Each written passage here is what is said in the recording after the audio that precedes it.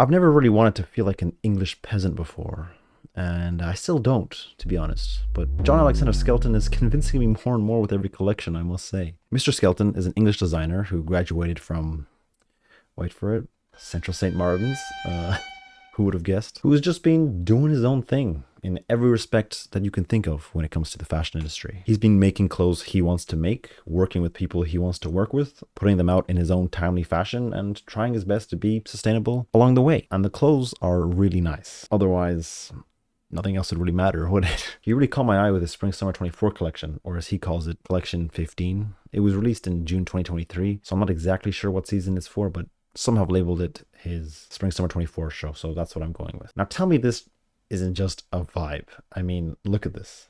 I look at this, and this is what I see. Just an old fella showing off his honest way of living in his farm, dressed in reinterpreted 19th century drip. I'm not sure this collection actually represents the 19th century, but 19th century menswear is a major source of his creativity. Should have saved that one for later.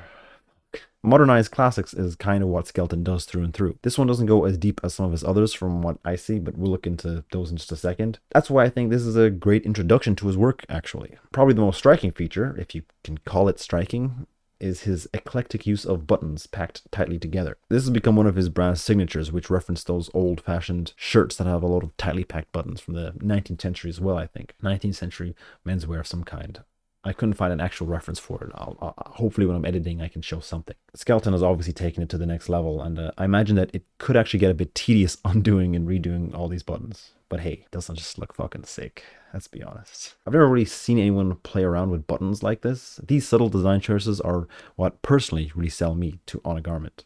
And it's not just the buttons that will really win. It's everything, really. Maybe it's just the fact that the photography is so complementary that it just brings out the fabrics and the colors and the shapes so well. You can just tell from first impressions that these are just really well-made clothes. Vintage clothing has been pretty popular for a while now, but there's a difference between actual just old musty clothing and artisanally made vintage style clothes.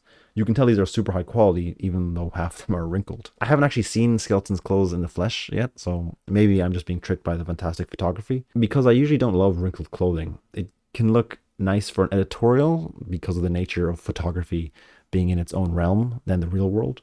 But whenever I've come across clothes from like Paul Harnden, who has been making vintage inspired clothing reminiscent of Skelton's for the last 20 odd years, I'm not really sold on it in real life.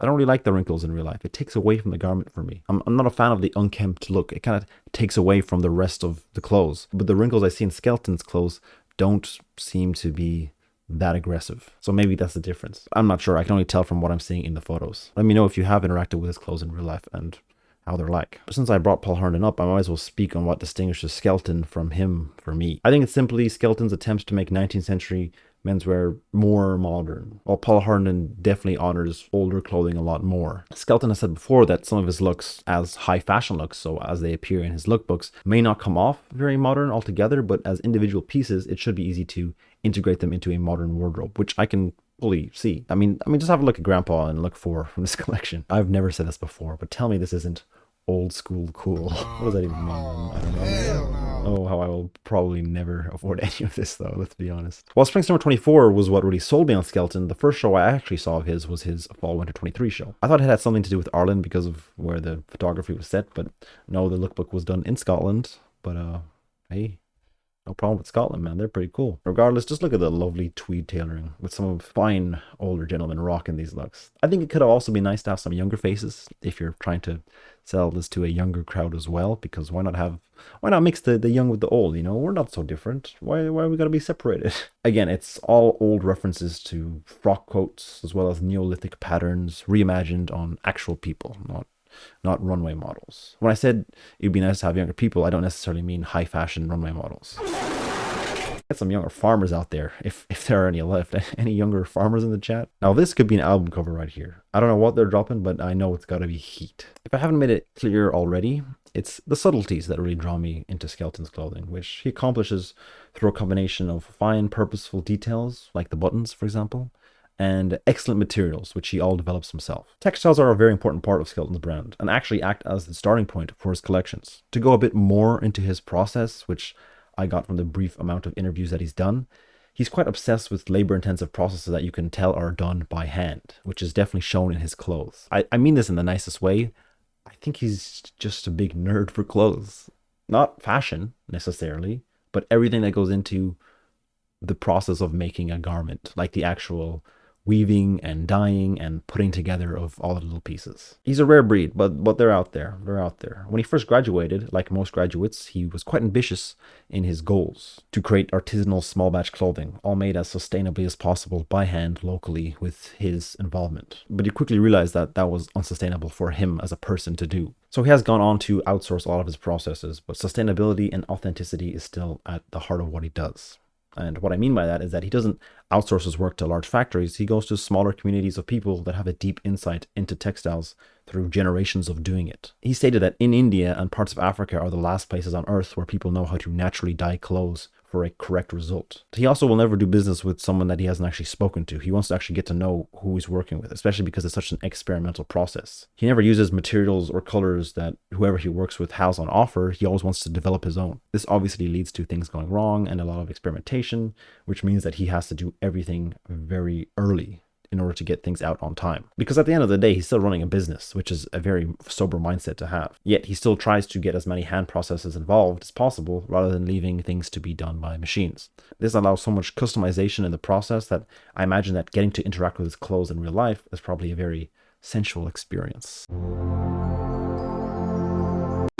He also goes back and forth between showing his clothes through collections and lookbooks. He doesn't follow any sort of calendar or any sort of organization, although he does try to get stuff out at least twice a year for stockists and for his customers. Again, business has to be a priority if you're running a fashion brand. So he sources a lot of his materials from cooperatives around the UK and India, and he's a guy that very much stays true to himself. I mean, he's a big nerd. He doesn't care about the high fashion crap, which allows him to do his own thing. Consequently, it also means that he can only do his own thing, because it wouldn't really work if he worked for most of these other brands that are out there. I think his references are also very much a strong point of his. This is something that seems to be ingrained in all CSM fashion students, the importance of references, obscure references that others will have trouble finding. And Kygo Kostadinov also heavily hones in on this, and he said it was stressed to him during his time at CSM. I mean, for Skelton's Autumn-Winter 19 collection, Skelton used a 16th century knit pattern for some of his knits, which will obviously only lead to interesting results under the right hands. I'm always skeptical of people's motives and backgrounds in fashion, but Skelton, to me, seems like an honest guy, just fascinated in British historical clothing, and I'm glad he gets to share that with the world.